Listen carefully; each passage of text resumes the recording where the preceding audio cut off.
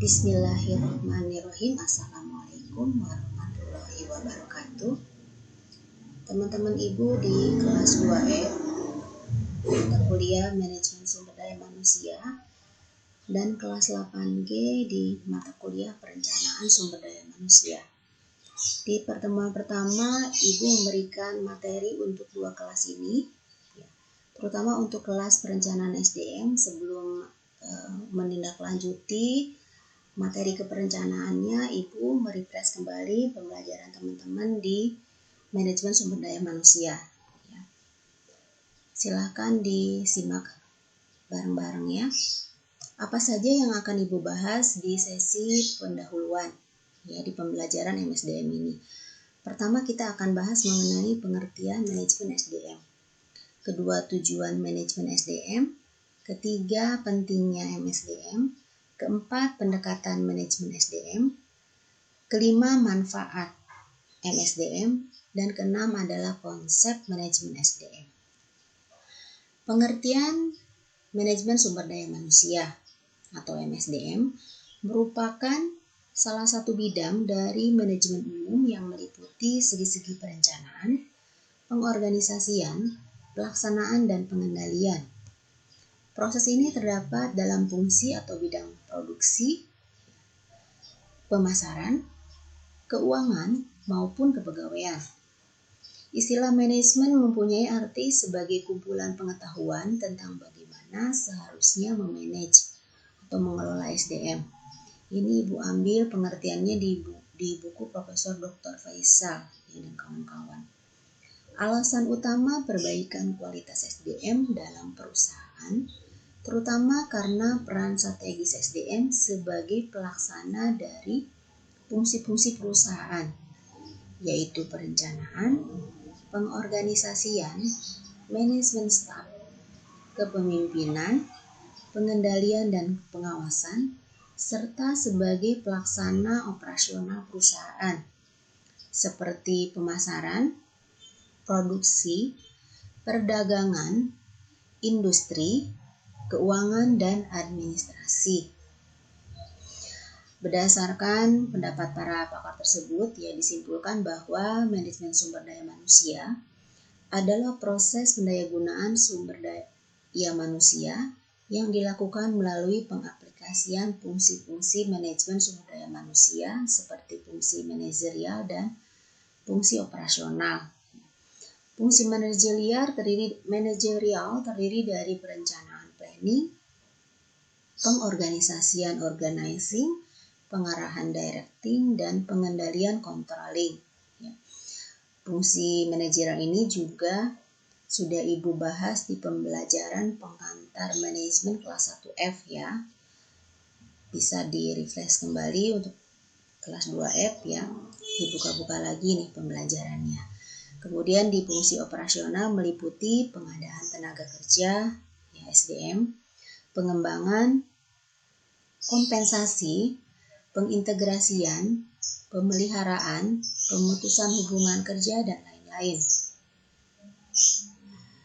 Kemudian yang kedua, tujuan manajemen sumber daya manusia adalah memperbaiki kontribusi produktif orang-orang atau tenaga kerja terhadap organisasi atau perusahaan dengan cara yang bertanggung jawab secara strategis, etis, dan sosial. Ada dua sasaran. Pertama adalah sasaran manajemen SDM, meliputi sasaran perusahaan, adalah menyediakan tenaga kerja yang terlatih dan bermotivasi tinggi. Kedua, mendayagunakan tenaga kerja secara efisien dan efektif. Ketiga, mengembangkan kualitas kerja dengan membuka kesempatan bagi terwujudnya aktualisasi diri karyawan. Keempat, menyediakan kesempatan kerja yang sama bagi setiap orang, lingkungan kerja yang sehat dan aman, dan memberikan perlindungan terhadap hak-hak karyawan. Kelima, mensosialisasikan kebijakan SDM kepada semua karyawan. Ini adalah sasaran perusahaan di bagian sasaran manajemen SDM. Ya. Selain sasaran perusahaan, ada tujuannya nih ya. Tujuan dari sasaran perusahaan tersebut tentunya untuk meningkatkan produktivitas SDM-nya. Ya. Dengan adanya peningkatan produktivitas, tentu diharapkan laba perusahaan ya, profitnya semakin bertambah atau sesuai target ya. Nah, selain tadi ada sasaran perusahaan, juga ada sasaran organisasional. Tujuan organisasional adalah sasaran formal yang dibuat untuk membantu organisasi mencapai tujuannya. Kemudian ketiga ada sasaran fungsional. Sasaran ini untuk mempertahankan kontribusi Departemen SDM pada level yang cocok bagi berbagai kebutuhan perusahaan. Terkadang sumber daya dihabiskan ketika manajemen SDM kurang atau lebih canggih dibanding dengan kebutuhan-kebutuhan perusahaan. Sasaran fungsional antara lain meliputi pengangkatan, penempatan, dan penilaian. Kemudian di bagian D ada sasaran sosial. Tujuan sosial manajemen SDM adalah agar organisasi atau perusahaan bertanggung jawab secara sosial dan etis terhadap keutuhan dan tantangan masyarakat dengan meminimalkan dampak negatifnya. Nah, sasaran sosial ini untuk selalu tanggap secara etis maupun sosial terhadap berbagai kebutuhan dan tuntutan masyarakat dengan terus meminimalkan ya dampak negatif atas tuntutan tersebut terhadap perusahaan. Nah, kegagalan perusahaan dalam menggunakan SDM mereka bagi kepentingan masyarakat yang tidak melalui cara-cara yang etis bisa menimbulkan sejumlah kendala. Sasaran sosial antara lain meliputi keuntungan perusahaan, pemenuhan tuntutan hukum dan hukuman manajemen dengan serikat pekerja. Nah, yang orang Tangerang, Taman Gajah itu, nah itu ada sasaran sosial dari perusahaannya tuh, ya. Siapa yang suka sering ke Taman Gajah? Kemudian ada sasaran pribadi karyawan. Tujuan individual adalah tujuan pribadi dari tiap anggota organisasi ya, atau perusahaan yang hendak mencapai melalui aktivitasnya dalam organisasi ya, yaitu untuk membantu para karyawan mencapai tujuan-tujuan pribadi mereka. Setidaknya sejauh ya tujuan-tujuan tersebut dapat meningkatkan kontribusi individu atas perusahaan. Ya. Nah, sasaran pribadi karyawan ini harus mampu ditemukan bila mereka ingin dipertahankan dan dimotivasi. Selain itu, kinerja dan kepuasan karyawan bisa menurun dan mereka bisa hengkang dari perusahaan. Ya, jadi perusahaan juga punya sasaran pribadi nih kepada SDM-nya, yang melihat SDM yang berkualitas. Kemudian tadi sasaran perusahaan, ada manajemen, ya. Keduanya ada aktivitas manajemen SDM, terdiri dari kunci aktivitas SDM dan tanggung jawab atas aktivitas SDM. Ya. Kunci aktivitas SDM merupakan tindakan-tindakan yang diambil untuk memberikan dan mempertahankan ya gugus kerja yang memadai nih bagi perusahaan. Ya. Aktivitas ini tidak hanya mengevaluasi nih seberapa baik ya orang berperilaku, tetapi juga memperlihatkan seberapa baik ya aktivitas SDM-nya dilakukan. Kinerja buruk bisa berarti bahwa penyeleksian, pelatihan atau pengembangan harus direvisi.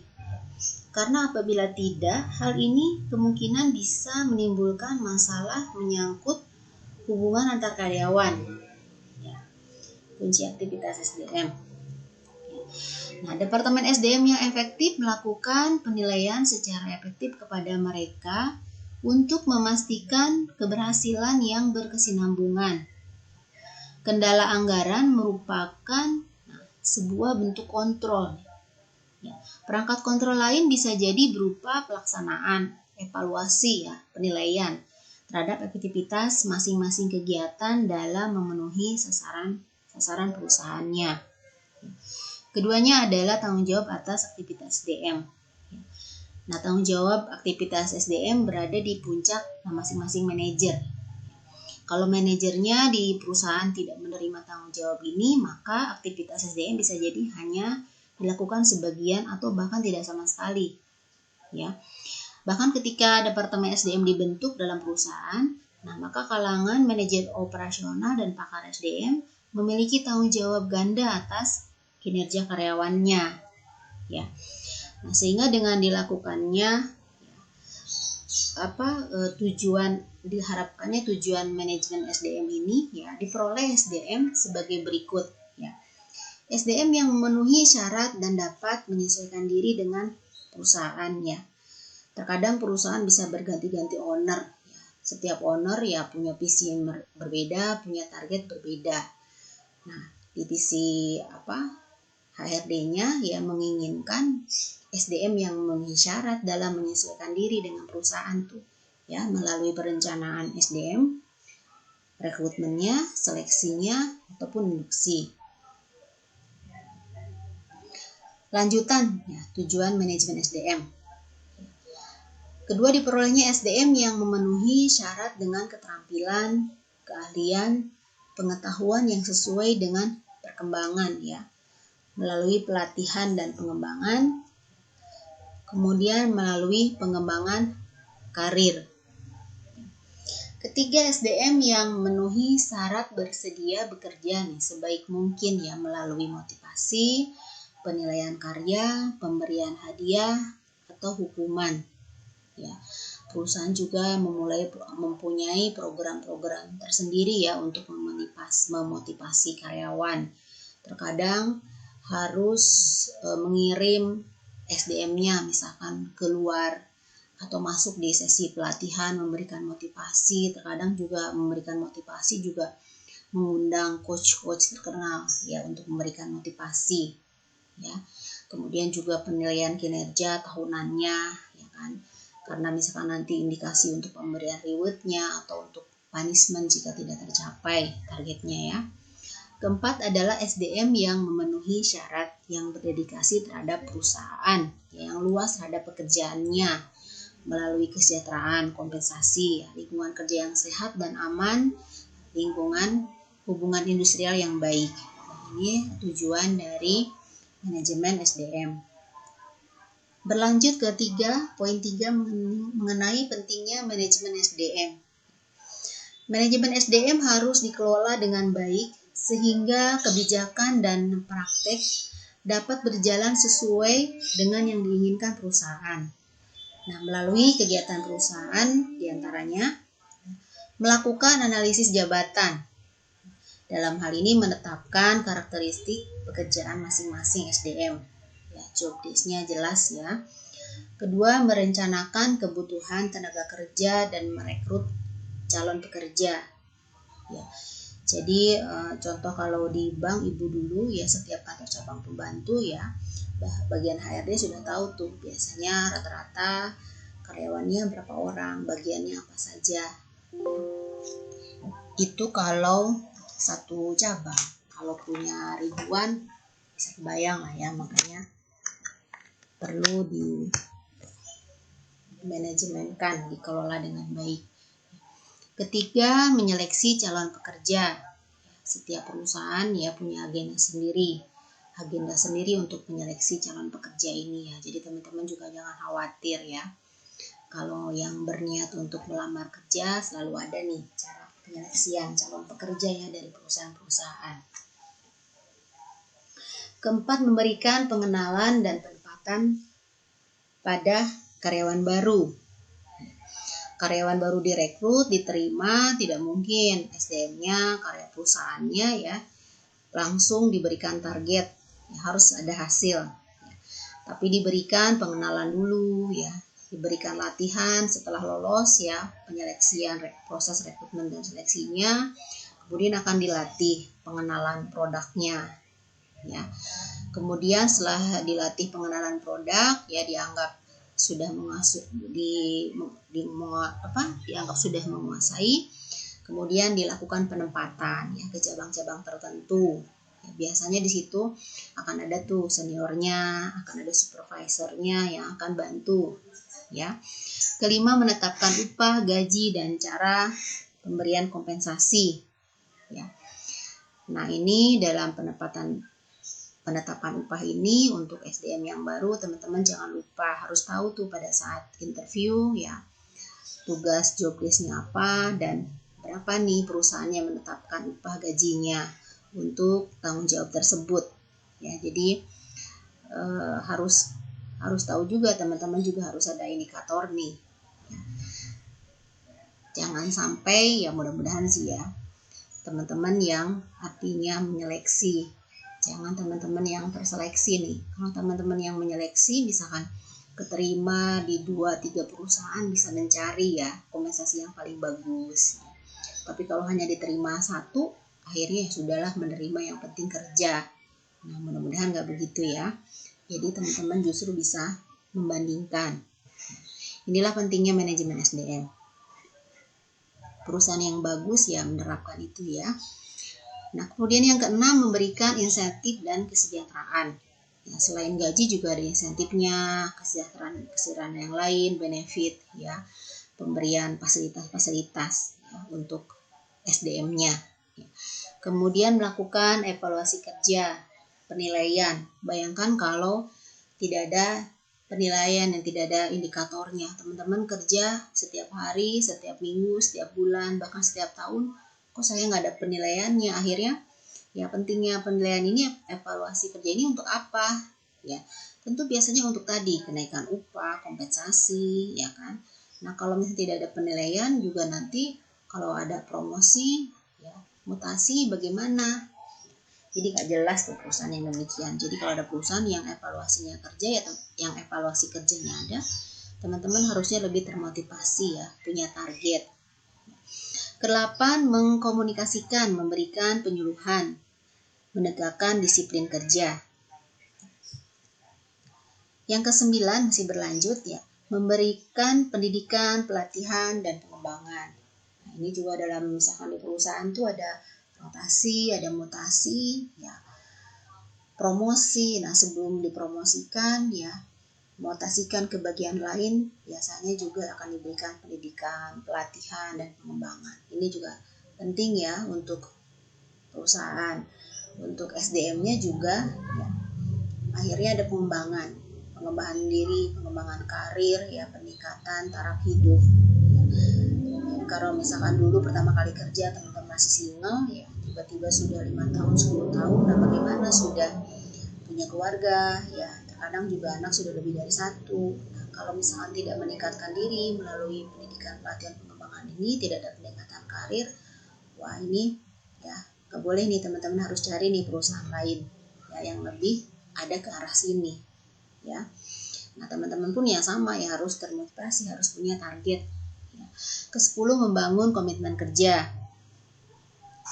Ke-11, memberikan keselamatan kerja. Ke-12, memberikan jaminan kesehatan. Ke-13, menyelesaikan perselisihan perburuhan. Ke-14, menyelesaikan keluhan dan relationship karyawan. Keempat, mengenai pendekatan manajemen SDM. Nah, dalam mempelajari MSDM ya, ada 3 pendekatan yang dilakukan ya, yang dapat dilakukan ya. Sudut pandang ini memberikan tema-tema pelengkap yang membantu manajer dan operasional SDM dalam mempertahankan fungsi SDM dan aktivitasnya tetap ada ya pada sudut pandang yang benar nih. Meliputi yang pertama adalah pendekatan strategis. Manajemen SDM harus memberikan andil nih atas keberhasilan strategis perusahaan.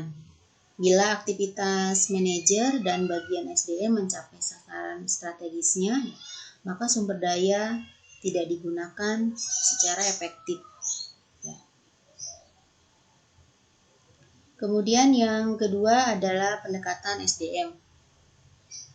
Manajemen SDM merupakan manajemen manusia. Pentingnya dan martabat manusia ini tidak boleh diabaikan. Ya. Kemudian yang ketiga ada pendekatan manajemen. Manajemen SDM merupakan tanggung jawab setiap manajer. Departemen SDM ada dalam rangka melayani manajer dan karyawan melalui keahliannya. Kemudian pendekatan sistem. Yang keempat, pendekatan SDM berlangsung di dalam sistem yang lebih besar, yakni perusahaan. Oleh karenanya, upaya SDM harus mengevaluasi andil karyawan yang diberikan terhadap produktivitas perusahaan. Kemudian ada pendekatan proaktif. Manajemen SDM bisa meningkatkan andilnya atas karyawan dan organisasi dengan mengantisipasi berbagai masalah sebelum kemunculannya. Kemudian ada pendekatan mekanis ya. Adalah mengganti peranan tenaga kerja manusia dengan tenaga mesin untuk melakukan pekerjaan. Penggantian ini didasarkan kepada pertimbangan ekonomis, kemanusiaan, efektivitas, dan kemampuan lebih besar dan lebih baik. Ya. Nah, pendekatan mekanis ini ya, biasanya akan menimbulkan ya masalah-masalah di pengangguran teknologi, keamanan ekonomis, organisasi buruh ataupun kebanggaan ya dalam pekerjaan. Ya. Kemudian ada pendekatan paternalis ya nomor 7. Pada pendekatan paternalis, manajer untuk pengarahan bawahannya bertindak seperti bapak terhadap anak-anaknya. Pada para bawahan diperlakukan dengan baik. Fasilitas-fasilitas diberikan. Bawahan dianggap sebagai anak-anaknya, misalnya diberikan pinjaman uang serta didirikan toko sehingga karyawan dapat membeli keperluannya secara kredit. Kedelapan, pendekatan sistem sosial. Pendekatan sistem sosial ini memandang bahwa organisasi atau perusahaan adalah suatu sistem yang kompleks, yang beroperasi dalam lingkungan yang kompleks, yang bisa disebut sebagai sistem yang ada di luar. Setiap karyawan, betapapun rendah kedudukannya dan kecil jasanya, harus tetap mendapat penghargaan yang baik agar tujuan perusahaan tercapai. Ya. Jadi sistem adalah suatu proses yang terdiri dari berbagai unsur atau komponen ya, yang satu sama lain berkaitan secara struktural dan fungsional, saling menunjang dan mengisi sesuai dengan peran dan kedudukan masing-masing, namun keseluruhannya secara mutlak didukung oleh setiap komponennya, betapapun kecil nilainya. Ya. Itu adalah pendekatan manajemen SDM.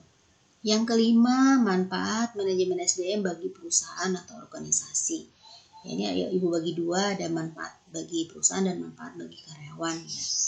Nah, manfaat SDM ini bagi organisasi, pertama, sistem informasi SDM. Ya, perusahaan bisa menciptakan sistem informasi SDM ini yang detail. Ya, jadi memiliki semua data SDM-nya. Ya. Semua bank data SDM-nya terkumpul ya dari latar belakang pendidikan, usia, ya, perbagian penempatannya sampai pengembangan karirnya, semuanya biasanya di SDM, di bank data SDM sudah lengkap semua. Ya. Nah, ini manfaat untuk perusahaan. Ya, jadi sistem informasi SDM ini juga memudahkan perusahaan juga akan memilih SDM yang tepat ketika misalkan ada ekspansi, ada perluasan dari perusahaan. Kedua, analisis pekerjaan jabatan. Setiap jabatannya job desk-nya jelas, terdeskripsi. Ya. sasaran, ya outputnya jelas juga, ya. Nah, jadi ketika misalkan jabatan dia tersebut ya tidak sesuai tadi analisanya kurang baik, ya, ini juga bisa hubungannya ke dalam target juga. Target perusahaan ternyata tidak tercapai, misalkan kurang tercapai, bisa dilihat nih, ya kan, jangan-jangan jabatan ini tidak sesuai nih fungsinya, ya, tidak maksimal nih outputnya.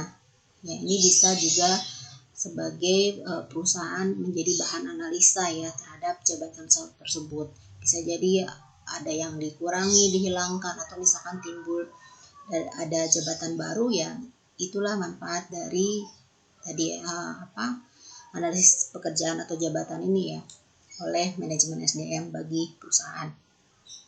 Ketiga, perencanaan SDM, ya, dari misalkan dia punya SDM seberapa banyak berdasarkan latar belakang pendidikan, ya, pengalaman, kemudian lamanya bekerja, perusahaan juga bisa merencanakan, ya, memflotkan SDM di posisi-posisi yang tepat, ya. Seleksi tenaga kerja, saking banyaknya bagian di posisi perusahaan, ya tentu juga cara penyeleksiannya ya tidak sama, ya kan. Contoh misalkan kalau ibu dulu di perbankan, bagaimana cara penyeleksian misalnya untuk karyawan di bagian marketing, ya. Bagian marketing pun ada misalkan marketing funding dengan marketing kredit juga beda, ya.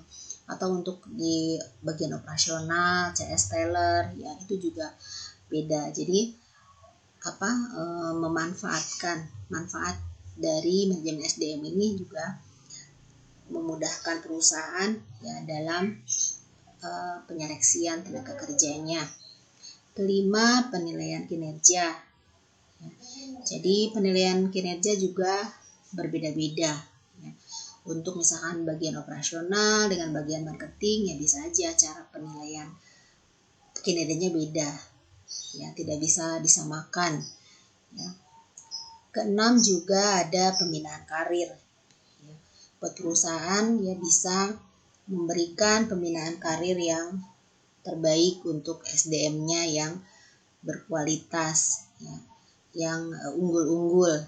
Ya, tentu di pembelajaran MSDM nanti akan dipelajari tuh sistem karir, perencanaan karir, ya.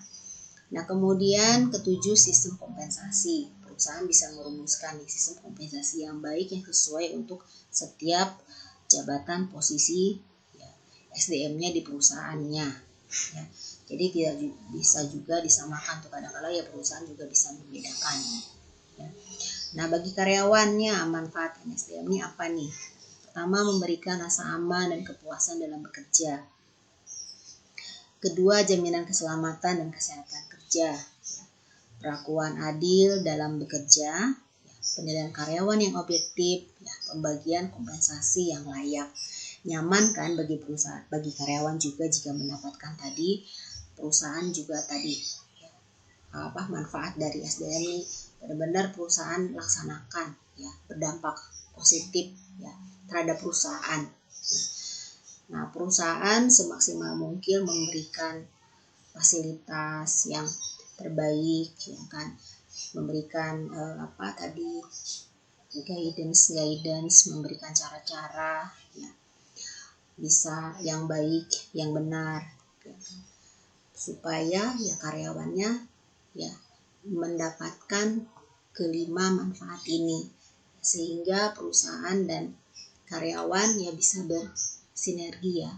Nah, kalau ini sudah baik sinerginya, itu tadi produktivitas laba perusahaan untuk perusahaan meningkat ya, dan perusahaan bisa berkembang dan SDM-nya bisa betah di perusahaan tersebut ya, gak mau pindah deh jadinya ya. Keenam adalah konsep manajemen SDM ya. Nah, dari aspek SDM, negara-negara di dunia digolongkan menjadi dua kelompok. Ada negara-negara yang kekurangan SDM berkualitas sebagai akibat pertumbuhan penduduk rendah, sedangkan tingkat kemajuan ekonomi cukup tinggi dan pesat. Ini terjadi di negara industri. Kedua, negara-negara yang masih terdapat kelebihan SDM yang berkualitas dibandingkan tingkat pertumbuhan perekonomian nasionalnya adalah negara yang sedang berkembang. Ya. Nah, ini tahapannya ya. Ada penerapan fungsi MSDM secara makro dan mikro. Balik lagi ke awal tadi, secara makro adalah fungsi manajerial tadi, ya, yang POAK, ya, atau mikro ya ke dalam fungsi operasionalnya. Nah, prinsip-prinsip manajemen SDM diantaranya ada prinsip kemanusiaan, prinsip demokrasi, prinsip the right man and the right place. Ya, inilah materi kita